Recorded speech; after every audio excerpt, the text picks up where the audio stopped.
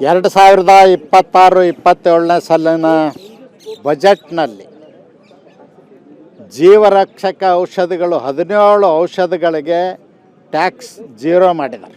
ಭಾಳ ಅದ್ಭುತವಾದಂಥ ಕೆಲಸ ಇದು. ಕ್ಯಾನ್ಸರ್ ಅಂಥ ರೋಗಗಳಿಗೆ ಬಡವರಿಗೆ ಆದರೆ ಔಷಧಿ ಖರೀದಿ ಮಾಡುವಂಥ ಶಕ್ತಿ ಇರಲಿಲ್ಲ. ಆದರೆ ಇವತ್ತು ನರೇಂದ್ರ ಮೋದಿಜಿಯವ್ರ ಸರ್ಕಾರ 17 ಜೀವರಕ್ಷಕ ಔಷಧಿಗಳಿಗೆ 0% ಟ್ಯಾಕ್ಸ್ ಮಾಡಿದ್ರಿಂದ ಅವ್ರಿಗೆ ಅಭಿನಂದನೆಗಳನ್ನು ಸಲ್ಲಿಸಲಿಕ್ಕೆ ಬಯಸ್ತೀನಿ. ಇನ್ನೊಂದು ಭಾಳ ಮಹತ್ವದ ವಿಷಯ ಅಂದರೆ ರೈತರ ಆದಾಯವನ್ನು ಹೆಚ್ಚಿಸಲಿಕ್ಕೆ ತಂತ್ರಜ್ಞಾನ ಮತ್ತು ನೀರಾವರಿಗೆ ಹೆಚ್ಚಿನ ಆದ್ಯತೆಯನ್ನು ಕೊಟ್ಟಿದ್ದಾರೆ.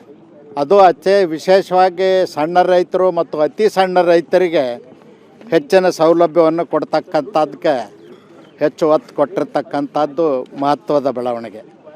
ಈ ಗ್ರಾಮೀಣ ಪ್ರದೇಶದಲ್ಲಿ ಮಹಾತ್ಮ ಗಾಂಧೀಜಿಯವರ ಗ್ರಾಮ ಸ್ವರಾಜ್ಯದ ಕನಸನ್ನು ನನಸು ಮಾಡಲಿಕ್ಕೆ ಪಾರಂಪರಿಕ ಕೈಗಾರಿಕಾ ವಲಯಗಳನ್ನು ಉತ್ತೇಜನಗೊಳಿಸ್ತಕ್ಕಂಥದ್ದು ಮತ್ತು ಕುಲದ ಕಸಬನ್ನೇ ನಂಬಿ ಬದುಕ್ತಕ್ಕಂಥ ಗ್ರಾಮೀಣ ಪ್ರದೇಶದ ಸಣ್ಣ ಗುಡಿ ಕೈಗಾರಿಕೆಗಳಿಗೆ ಹೆಚ್ಚಿನ ಪ್ರೋತ್ಸಾಹ ನೀಡ್ತಕ್ಕಂಥದ್ದಕ್ಕೆ ನರೇಂದ್ರ ಮೋದಿಜಿಯವ್ರ ಸರ್ಕಾರ ಈ ಬಜೆಟ್ನಲ್ಲಿ ಹೆಚ್ಚಿನ ಒತ್ತನ್ನು ಕೊಟ್ಟಿದೆ.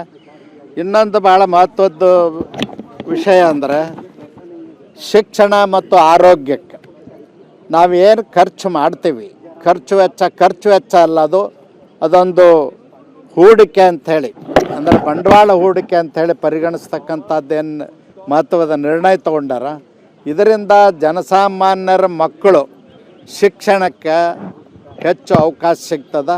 ಆ ನಿಟ್ಟಿನಲ್ಲಿ ಇವತ್ತೇನು ಆರೋಗ್ಯ ಮತ್ತು ಶಿಕ್ಷಣಕ್ಕೆ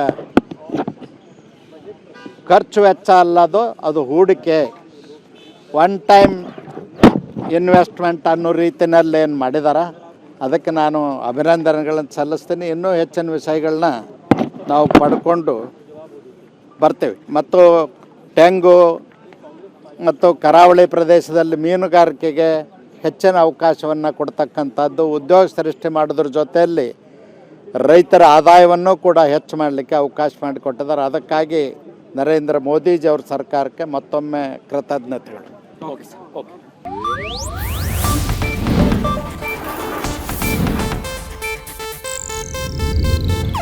ಇದು ಏಷ್ಯಾನೆಟ್ ನ್ಯೂಸ್ ನೆಟ್ವರ್ಕ್ ಪ್ರಸ್ತುತಿ.